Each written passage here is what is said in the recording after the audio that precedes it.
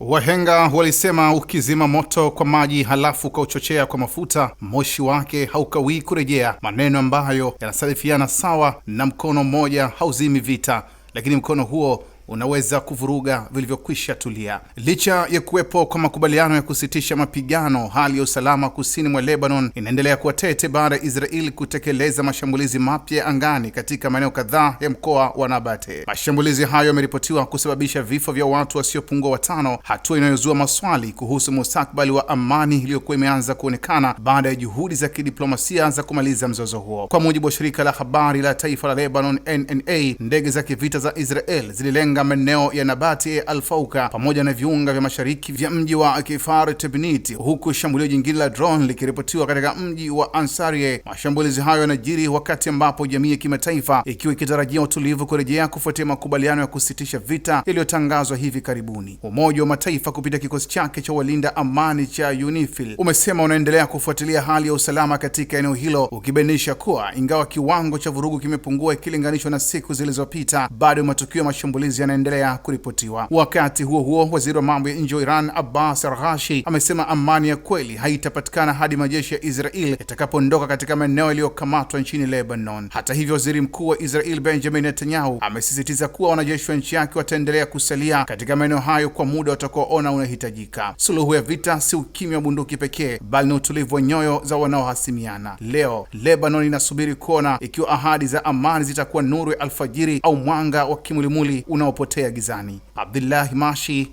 Kishki TV. Kishki TV, nuru ya dini yako.